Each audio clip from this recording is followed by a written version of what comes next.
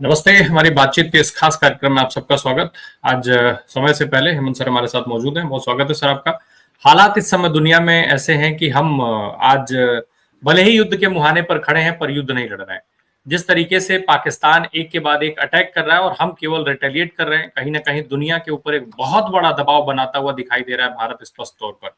Sir एक और चीज है, जिस तरीके से पाकिस्तान हरकत कर रहा है लगातार, जो है उनके तमाम ड्रोन से लेकर के और विमान मारे जाने तक की, गिराए जाने तक की खबर है, उसके बावजूद भी वो बाज नहीं आ रहा है, सिविलियंस को निशाना बना रहा है। आर्टिलरी फायरिंग की जो सेलिंग की खबरें आ रही हैं वो लगातार है।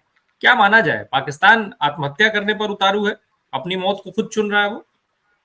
राम प्रकाश जी नमस्कार, आपको सारे दर्शक साथियों को। आज सुबह जल्दी आना पड़ा, जो लेटेस्ट हालात है और जिस तरीके का टेरर फैला रखा है पूरे चारों तरफ डॉगी मीडिया ने, तो हमें लगा कि स्पष्ट करना चाहिए लोगों के सामने, दर्शकों के सामने, और उसीलिए आज आना पड़ा। आपने बिल्कुल सही पकड़ा है ये बात कि पाकिस्तान अपनी मौत को खुद गले लगा रहा है। पहले दिन से ये बात बिल्कुल क्लियर है। आज तीसरा दिन है और भारतीय सेना ने जब ऑपरेशन सिंदूर लॉन्च किया, उसके बाद ऑफिशियल ब्रीफिंग में पूरी दुनिया के सामने एक बात कही कि आप जिस तरीके से आतंकी हमले हम पे कर रहे थे, हमने स्पेसिफिकली केवल आपके आतंकी ठिकाने टारगेट किए हैं, प्रशिक्षण केंद्र टारगेट किए हैं, आतंक के मुख्यालय टारगेट किए हैं और लॉन्चिंग पैड्स टारगेट किए हैं। और उसके बाद भारत ने बिल्कुल ये बात स्पष्ट कर दी थी कि हमने किसी सिविलियन, किसी मिलिट्री इंस्टॉलेशन को टारगेट नहीं किया। उसके बावजूद ना केवल इन 3 दिनों में, 3 दिन को छोड़ दीजिए आप, 22 तारीख को जब से पहलगाम हुआ और आज तक कोई ऐसा दिन गया हो जिस दिन पाकिस्तान ने अपने शेलिंग ना की हो, क्रॉस बॉर्डर फायरिंग ना की। तो पहले दिन से वो जबरदस्ती ऑफेंसिव पोस्चर कर रहे हैं। और अब जो परसों के बाद तो जो उन्होंने किया है, जिस तरीके से पुंछ में परसों दिन भर फायरिंग चली, आर्टिलरी शेलिंग चली और मोर्टार्स मार फेंके, उसमें हमारे कई सैनिक भी घायल हुए और जो सिविलियंस हुए वो तो हुए, 16 का तो फिगर आ ही गया था कल। इस सारे में बेसिकली पाकिस्तान अपनी मौत को गले लगा रहा है। और वो जो ना केवल भारत से पंगा लेकर के, शायद वो 1971 भूल गया है, उसने उससे कोई सबक नहीं सीखा। एक तो पाकिस्तान के इंटरनल हालात देखिए आप, 3 राज्यों में ऑलरेडी अस्थिरता है। उसके बाद वहां की सेना के खिलाफ जिस तरह की नफरत तमाम राज्यों के अंदर है, उसके बावजूद भारत के सिविलियन ठिकानों पर जिस तरीके से, और रात को तो मिलिट्री इंस्टॉलेशन पर लगातार कोशिश की, पाकिस्तान हो, अपने सॉरी क्या नाम है, श्रीनगर हो, अपने पठानकोट हो, जम्मू एयरपोर्ट हो, अमृतसर हो, जैसलमेर हो, कोई ऐसी जगह इन्होंने कोशिश रात को नहीं छोड़ी कि जहां पर इन्होंने अटैक की कोशिश ना की। वो तो हमारी S-400 एयर डिफेंस सिस्टम ऐसे हैं कि इनकी सारी मिसाइल और सारे ड्रोन जो है ध्वस्त हो गए। वरना उन्होंने अपनी तरफ से एस्केलेशन का कोई लेटर ऐसा नहीं छोड़ा। मतलब बेसिकली देखिए, सिविलियंस को लगातार 3 दिन से टारगेट कर रहे हो, तीसरा दिन आज भी रात को पूरी रात पुंछ में हैवी शेलिंग और क्रॉस बॉर्डर फायरिंग चल रही है। हमने ना उनका सिविलियन कोई छेड़ा, ना उनका कोई मिलिट्री इंस्टॉलेशन छेड़ा, पहले उन्होंने छेड़ा। कल रात को उन्होंने जिस तरीके से, जो परसों की रात थी, उन्होंने हमारे 15 शहरों पर अटैक करने की कोशिश की, तब हमने रिटेलिएट करके उनके कराची और ये जितने भी ये हैं, इन सबको टारगेट किया। उससे पहले हमने उनके साथ कोई वो नहीं किया। आज रात को उन्होंने फिर वही कोशिश की, तमाम ऐसे शहरों पर। आप देखिए 11 जगह पर उन्होंने कल रात को, जो आज रात गई है, तंगधार, केरन, जम्मू, करना, अखनूर, पठानकोट, सांबा, अरनिया, पोखरन, जैसलमेर, इन सब पर कोशिश की। यहाँ पर सिविलियन भी इंस्टॉलेशन हैं और जो दूसरी जो मिलिट्री इंस्टॉलेशन भी, वो हमारी एडी ने नाकाम किया। बहुत गजब बात है, क्योंकि हमारा S-400 का उनके पास कोई जवाब नहीं है। और उसी के कारण अगर आप देखेंगे तो पाकिस्तान इतना बौखला गया है कि जो चाइना की एयर डिफेंस प्रणाली थी वो कंप्लीटली ध्वस्त, कुछ भी पकड़ में नहीं आ रहा है, कुछ नहीं कर पा रहे वो। ऐसी सूरत में उन्होंने अब चाइनीज जो इक्विपमेंट उनके पास हार्डवेयर है, उस पर वो भरोसा कम कर रहे हैं। आपने कल से अगर देखा, पहले उन्होंने JF-17 यूज किया लेकिन वो इफेक्टिव नहीं हो पाया। तो अब उन्होंने अमेरिका से जो एंड यूजर एग्रीमेंट है F-16 का, उसको भी वायलेट करते हुए इंडिया के अंदर लगातार वो उसको भेजने की कोशिश कर रहा है। और उन्होंने भेजे भी हैं, और खबर ऐसी भी है कि उनके 2 से 3 शायद F-16 गिरा भी दिए गए। अभी ऑफिशियल कंफर्मेशन होनी है, लेकिन F-16 का यूज पाकिस्तान भारत के खिलाफ कभी भी नहीं कर सकता, याद रखिएगा। उसका यूएस के साथ एंड यूजर एग्रीमेंट है और उसके अंदर स्पेसिफिक मेंशन है कि वो केवल आतंक के खिलाफ कार्रवाइयों में, नंबर 1, नंबर 2, आंतरिक सुरक्षा की जो जरूरतें हैं पाकिस्तान की, केवल उसके लिए यूज होगा। लेकिन पाकिस्तान उसको भारत के खिलाफ यूज कर रहा है।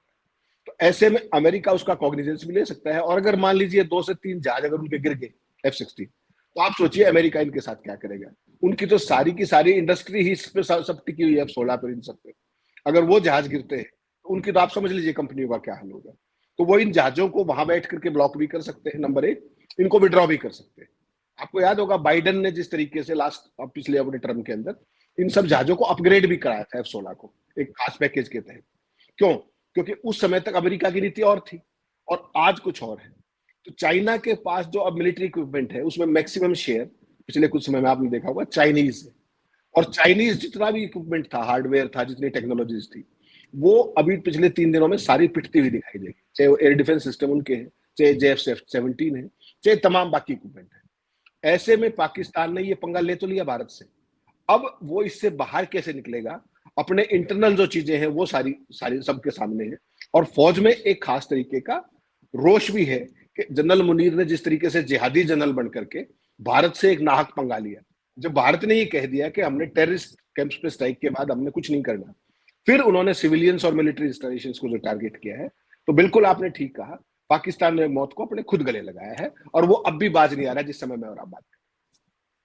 भारत सर जिस तरीके से हम लोग बात कर रहे हैं, लगातार जो दिख रहा है, भारत केवल विरोध कर रहा है, केवल रिटेलिएट कर रहा है कि जो आप कर रहे हैं हम सिर्फ उसको ध्वस्त कर रहे हैं, हम ना तो आपको कहीं टारगेट कर रहे हैं सिविलियन या डिफेंस के किसी उस पर नहीं वो कर रहे हैं। दुनिया के देशों के लिहाज से हम बात करें तो भारत क्या कोशिश कर रहा है, क्या मैसेजिंग कर रहा है, और क्या भारत का ये कदम दुनिया के बाकी देशों पर बड़ा दबाव बना रहा है? उस दबाव के आगे आज नहीं तो कल सारे देशों को आना पड़ेगा, क्योंकि ये मैसेज तो क्या मतलब समझे तो सीधे तौर पे ये मैसेजिंग है कि देखिए हम कुछ नहीं कर रहे हैं लेकिन पाकिस्तान बाज नहीं आ रहा है और जब करेंगे तो खत्म कर देंगे, आपको हमारे साथ खड़ा होना ही पड़ेगा, नहीं तो कल को आपके देश में जब ये आतंकवाद पनपेगा तो हमारी तरफ आंख मत उठा करके देखिएगा, हमसे उम्मीद मत रखिएगा। नहीं राम प्रकाश जी, देखिए जिस दिन से 22 तारीख को पहलगांव का हमला हुआ था उसके बाद भारत के विदेश मंत्री नंबर 1, भारत के प्रधानमंत्री, भारत के NSA सभी अपने अपने लेवल पे तमाम राष्ट्राध्यक्षों से उनको नोटिस में डाल रहे थे कि ये टेरर की कार्रवाई है और इसके खिलाफ हम खाली नहीं बैठ सकते। पूरी दुनिया को पहले वो क्वेश्चन कर रहे थे और जैसे ही परसों उन्होंने ये सब किया, टेरर स्ट्राइक किए हमने ऑपरेशन सिंदूर के तहत, उसके बाद पूरे का पूरा हमारे जितना भी वो है प्रधानमंत्री से लेकर के तमाम लोग वो इंटरनेशनल लीडर से लगातार टच में है और केवल एक ही बात करें कि हमने आपको पहले आगाह किया था, हमारी कार्रवाई केवल टेररिस्टों के खिलाफ है, टेरर कैंप्स के खिलाफ है, टेरर लॉन्चिंग पॉइंट्स के खिलाफ है, उनके इंफ्रास्ट्रक्चर के खिलाफ है, हमने कुछ भी सिविलियन या वो अटैक नहीं किया। और ये पूरी दुनिया ने देख भी लिया कि भारत का लिमिटेड स्ट्राइक था और फोकस स्ट्राइक था, प्रेसिजन स्ट्राइक था केवल आतंक के खिलाफ। उसके बाद सारे का सारा रिटेलिएशन जो पाकिस्तान ने किया, क्योंकि उनके आप ये समझिए ना, भारत में तो कोई टेरर कैंप्स तो है नहीं जो पाकिस्तान के खिलाफ कार्रवाई करती हो, तो उनको अपनी फेस सेविंग करने के लिए वो सीधे सिविलियन अटैक पर आ गए। जिस तरीके से पुंछ से लेकर के तमाम LOC के और IB पे तमाम उन्होंने जो किया है, उसके बाद सिविलियन अटैक का उनका, और पूरी दुनिया इस बात को देख रही है। एक बात तो उनके पास इसके अलावा कोई विकल्प नहीं, या तो जो उनके रक्षा मंत्री ने कहा था कि अगर भारत ऑपरेशन सिंदूर को रोक दे तो हम रिटेलिएट नहीं करेंगे, तो वो तो क्योंकि रक्षा मंत्री को तो वहां कोई पूछता नहीं, वहां तो जनरल मुनीर है जो कुछ है या सेना जो फैसला करती है। तो उस सारे के बाद भारत ने लगातार पूरी दुनिया को परसों से एक ही बात कही सामने कि देखिए हमने टेरर कैंप के अलावा कुछ नहीं किया।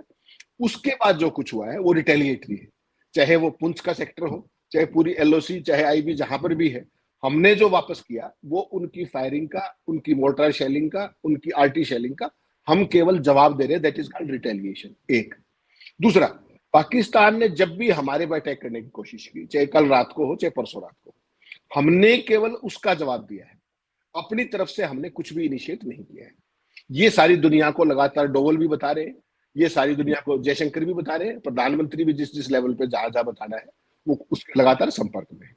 और इसी का परिणाम आप देखिए, रात को JD वेंस ने क्या कहा, बड़ा इंपॉर्टेंट है। अमेरिका का सबसे बड़ा पिट्ठू कौन था इस रीजन के अंदर? साउथ एशियन पाकिस्तान था।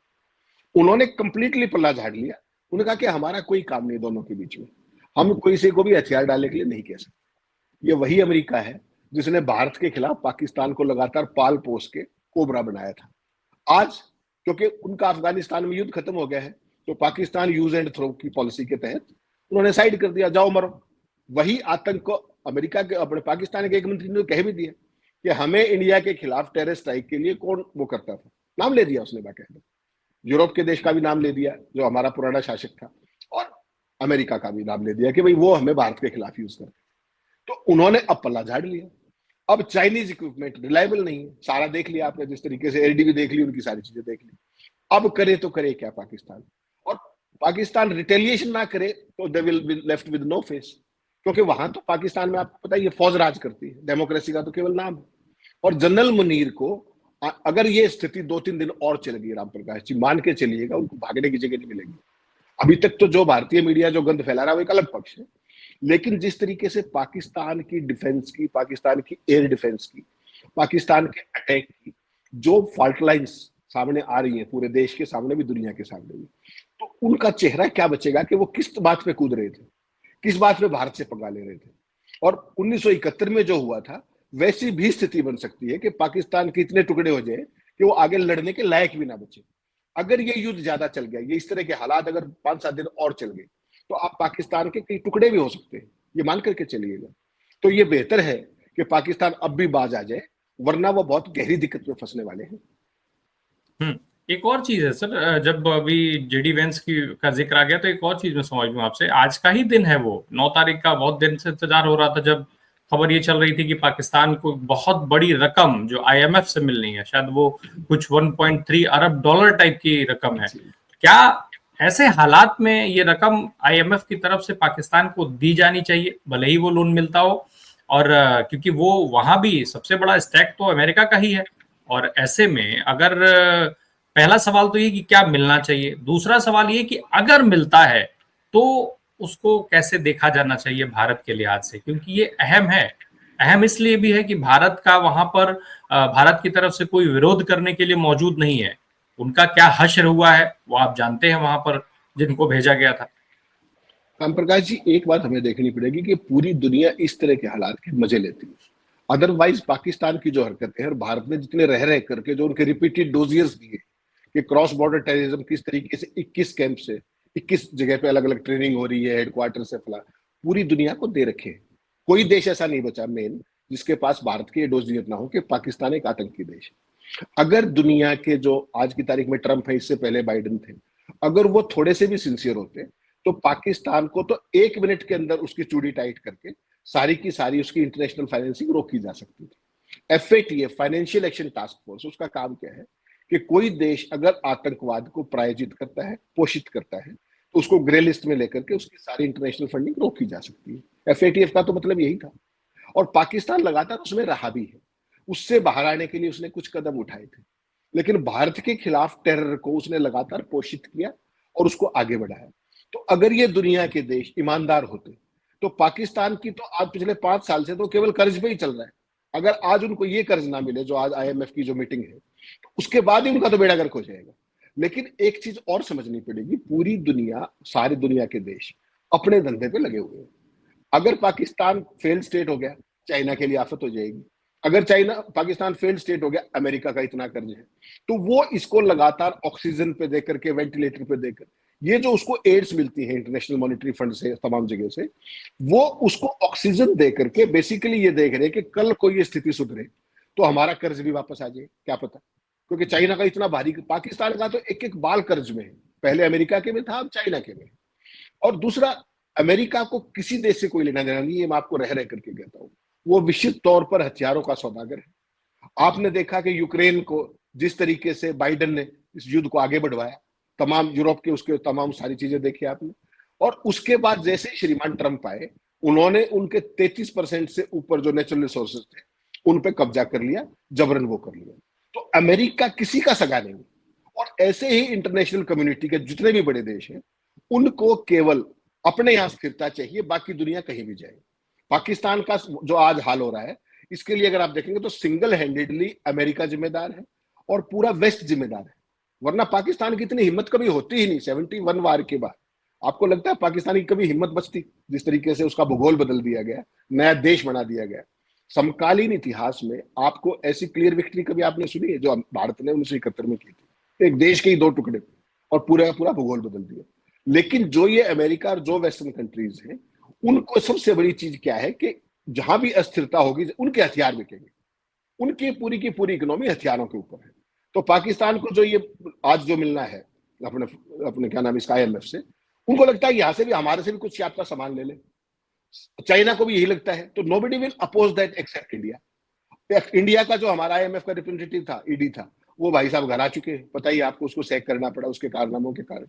तो मुझे लगता है इनको ये एड तो मिल जाएगी, और ऐसे में तो तमाम और जगह भी भागने की कोशिश करेगा, चाइना से और ज्यादा इक्विपमेंट लेने की भी कोशिश करेगा चोरी छुपे, दूसरे देशों से लगातार, टर्की वगैरह से आपने देखा किस तरीके से आ भी रहे हैं जहाज भर के, एम्यूनिशन के, वेपन्स के। तो पाकिस्तान बेसिकली, सबको ये लगता है कि भारत को अपने ही एरिया के अंदर उलझा के रखो। भारत की प्रगति से भी कोई खुश नहीं है। आप कहते रहो माई फ्रेंड डोनाल्ड, और किसी को कोई मतलब नहीं, सब अपने अपने देश के प्रति वो है, और सबको ये चाहिए कि हमारे हथियार बिक जाए। इसलिए आपने डोनाल्ड ट्रंप किस तरह की बातें वो कर रहे थे लगातार, उनका जिक्र करना भी टाइम की वेस्टेज। जेडी वेंस ने पल्ला झाड़ लिया। रशिया भी इस बार उस तरीके का कोई एक्टिव या पैसिव किस तरीके का वो नहीं है, केवल टेरर का उसने विरोध कर दिया। इस समय जब मैं और आप बात कर रहे हैं, पुतिन इस अपने क्या नाम है, शी जिनपिंग अभी रशिया के अंदर है, और उनके नेशनल डे उसके अंदर गए हुए परेड में। तो पूरी की पूरी दुनिया केवल आनंद ले रही है, और किसी की ये कोशिश नहीं है कि इस युद्ध को रुकवा दिया जाए, इस संघर्ष को रुकवा दिया जाए। सब अपने हिसाब से है, और सब अपनी अपनी ताक में बैठे हैं। समझना केवल पाकिस्तान को ये पड़ेगा कि उसको एक रहना है या उसको छिन्न भिन्न होना है। और भारत इस बार जो संयमित प्रतिक्रिया उसने की है, पूरी दुनिया में उसका मान सम्मान बढ़ा है कि भाई देखिए, एक जिम्मेदार राष्ट्र के नाते उसने फोकस्ड और प्रेसिजन अटैक किए केवल टेररिस्ट इंफ्रास्ट्रक्चर। ये एक बहुत बड़ी जिम्मेदारी की बात थी, और भारत इसमें अब तक ये बात क्रेडिबिलिटी अपनी स्टेब्लिश करने में सफल रहा है इंटरनेशनल। लेकिन सवाल ये उठता है सर कि जब पाकिस्तान लगातार सिविलियंस को टारगेट कर रहा है, अभी चंडीगढ़ में हवाई हमले का सायरन बजा जस्ट अभी जब हम आप बात कर रहे हैं, और लगातार उनके यहाँ पे मतलब सारी चीजें अब उनको इन्फॉर्म की जा रही है कि आप लोग घरों के अंदर रहिए, बालकनी में मत आइए, इत्यादि इत्यादि। जब लगातार सिविलियंस को टारगेट किया जा रहा है, तो ऐसे में भारत केवल रिटेलिएट कितने समय तक करेगा? युद्ध का ऐलान कब तक करने से आप बच सकते हैं? क्योंकि भाई जब स्थिति ऐसी हो जाएगी, आप लगातार करते रहेंगे तो मजबूरी हो जाएगी कि हमें आपको मारना पड़ेगा। यही तो पाकिस्तान चाहता है कि एस्केलेशन हो जाए किस तरीके से। वो अपनी लिमिटेशंस को नहीं समझ रहा है। जो चंडीगढ़ की बात आप कर रहे हैं, केवल चंडीगढ़ नहीं, पंजाब की तमाम इंस्टॉलेशंस, जेएंडके की, देखिए पाकिस्तान अब डेस्परेट हो गया है, पाकिस्तान फ्रस्ट्रेट हो गया 3 दिन के अंदर ही, क्योंकि उनकी तरफ से जितने भी एक्शन लेने की कोशिश की गई सारे मिजरेबली फेल हो गए। वो S-400 के हत्या चल गए।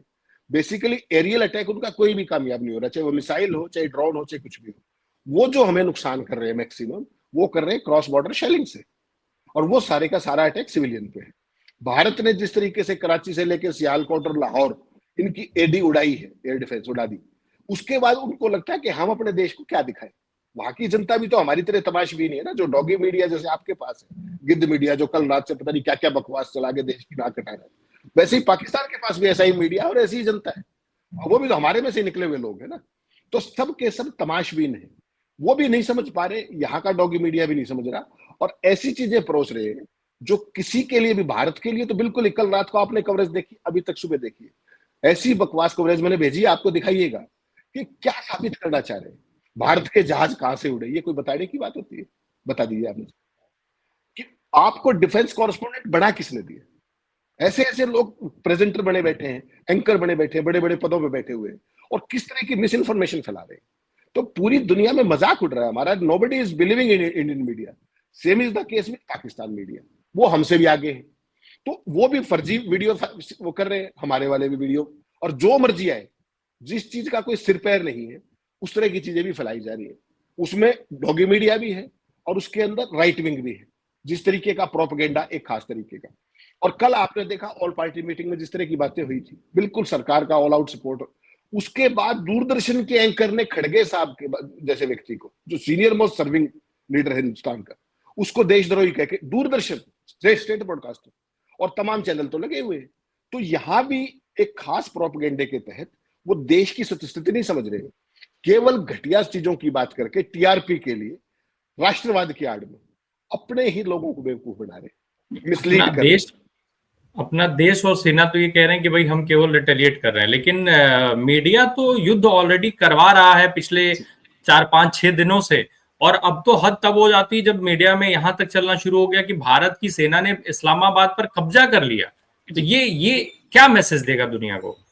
नहीं रामप्रकाश जी, ये अब 3-4 दिन मत कहिए, आप 22 तारीख के पहलगाम हमले की शाम से लेकर के अब तक की कवरेज देखिए।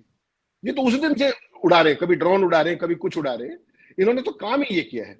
पिछले 72 घंटे में एक भी चैनल ऐसा नहीं देश के अंदर जिसको आप देख करके कोई क्रेडिबल खबर पा सके। सारे के सारे हवाई फर्जी, और उनको कहां से ये मिलती है ये भी समझ से परे है। तो अपनी क्रेडिबिलिटी खो रहे हैं, तमाशा क्रिएट कर रहे हैं, टीआरपी बढ़ा रहे हैं। लेकिन मैं फिर कहता हूं, युद्ध कभी भी एंजॉय करने की चीज नहीं होती, कभी भी नहीं होती। और इस तरीके का युद्ध उन्माद तो आप थर्ड वर्ल्ड कंट्रीज के अंदर भी नहीं देखेंगे, जो भारत के चैनल कर रहे हैं खासतौर पर एक खास पॉलिटिकल प्रोपेगेंडा के तहत। This is conduct of unbecoming. ना भारतीय सेना को कभी कोई फायदा होगा इससे, युद्ध से, क्योंकि हमारे जो सिविलियन मरे वो भी हमारे किसी के भाई बहन थे, किसी का परिवार थे। वो जो पहलगाम में मरे थे वो भी वही थे। तो ये किस चीज का युद्ध उन्माद को फैला करके क्या सेलिब्रेट करना चाहते हैं? सवाल तो ये है ना। मौत को भी कभी सेलिब्रेट किया जा सकता है कि पहले पहलगाम से लेकर के अब तक जितना गैर जिम्मेदारी की कवरेज भारत के मीडिया ने की है, वो भूतों ने भविष्य है, और अपने विश्वसनीयता को खो रहे हैं वो लगातार। पाकिस्तान कुछ भी करे, हमें उससे कोई बहुत मतलब नहीं है, उनसे हमारी कोई तुलना भी नहीं हो सकती। They don't stand anywhere विज़ India. लेकिन हमारा तो पूरा का पूरा सिस्टम एक जिम्मेदार है। भारतीय सेना जो कुछ अचीव कर रही है, इससे पूरी दुनिया में उसका कितना बड़ा नाम हो रहा है। आप देखिए कितने कंट्रोल्ड और प्रेसिजन स्ट्राइक किए उन्होंने परसों, पूरी दुनिया ने देखा। ऐसा स्ट्राइक तो कभी अमेरिका या इजराइल जाने जाते थे उस तरीके के, तो भारतीय सेना ने तो वो किया। और उसके इमीडिएट बाद उन्होंने सुबह 10:15 बजे वीडियो भी जारी की। और आपके गिद चैनल क्या दिखा रहे थे? कभी लेबनान हमले की वीडियो दिखा रहे हैं, कभी हमास पर हमले के दिखा रहे हैं। आपके पास अपने नहीं है क्या? क्योंकि उनको अकल ही नहीं, उनको विध्वंस दिखाना है, ये कर दिया वो कर दिया, ऐसे नहीं चलता है।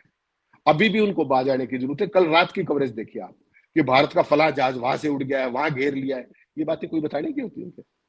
और इस तरह की लाइव कवरेज जब एक अमर्जिंग सिचुएशन हो, एवेलविंग सिचुएशन हो, तो बचना चाहिए। लेकिन इन्होंने उसको तमाशा बना के खड़ा कर दिया है, और युद्ध को जो है अंत तक लड़ा जाता है, चौखट तक लड़ा जाता है।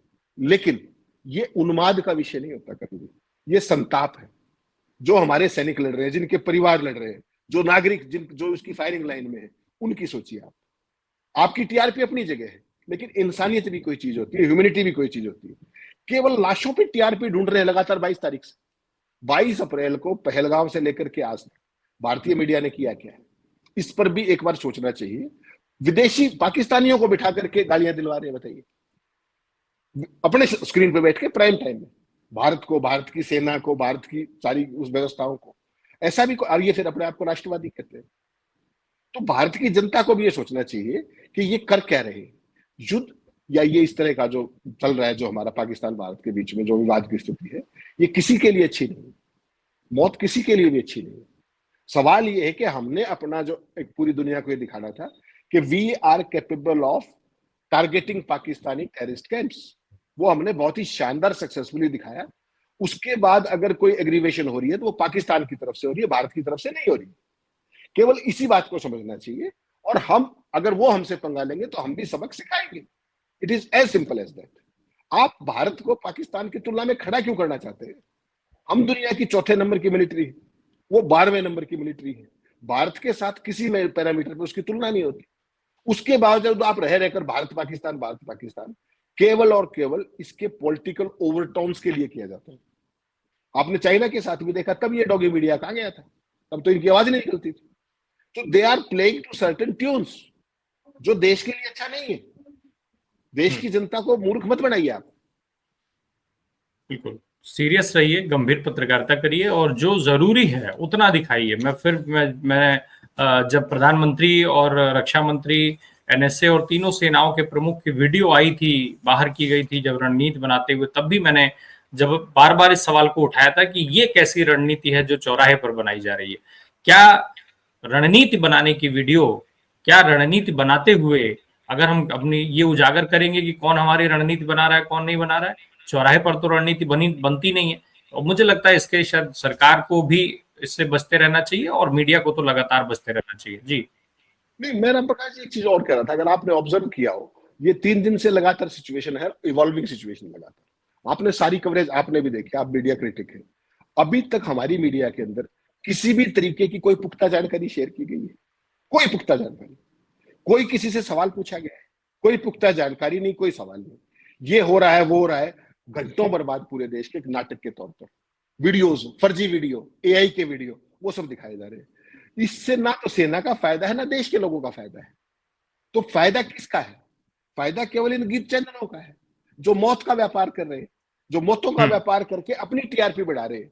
ये हमारे दर्शकों को सोचना पड़ेगा कि आप क्या देख रहे हैं और इसका देश के ऊपर क्या इम्पैक्ट पड़ेगा और हमारे मन मस्तिष्क पर क्या असर पड़ेगा। तो पूरे के पूरे जो सिस्टम में जहर मत घोलिए, जो चीज हो रही है तथ्य दिखाइए केवल। अभी जैसे हमें और आप बात कर रहे हैं, अभी रात को क्या हुआ क्या नहीं हुआ, जितना चीजें पुष्टि हैं केवल हमने उतनी शेयर की। लॉस क्या हुआ कितना क्या हुआ, जब भी वो ऑफिशियल वर्जन आएगा तभी देना चाहिए वो, तब तो आप राष्ट्रवादी हैं। जो पुष्ट जानकारी जब आएगी वो पुष्ट जानकारी भी हम दर्शकों तक पहुंचाएंगे। फिलहाल हमसे बात करने के लिए बहुत बहुत धन्यवाद सर। ये जानकारियां लगातार जितनी भी हमारे पास आएंगी ऑथराइज रूप से, वो सारे जब भी आंकड़े आएंगे, नंबर्स आएंगे, तो भरोसा रखिएगा कि जो आंकड़े जो नंबर्स हम बताएंगे आपको, वो वही आंकड़े वही नंबर होंगे जो सरकार सेना हर जगह से पुष्ट होंगे। अन्यथा की स्थिति में हम तब तक आंकड़े और इस तरीके की चीजों को बताने के बजाय हम आपसे वो कहेंगे जो सच दिख रहा होगा। बहुत बहुत धन्यवाद sir. Thank you so much.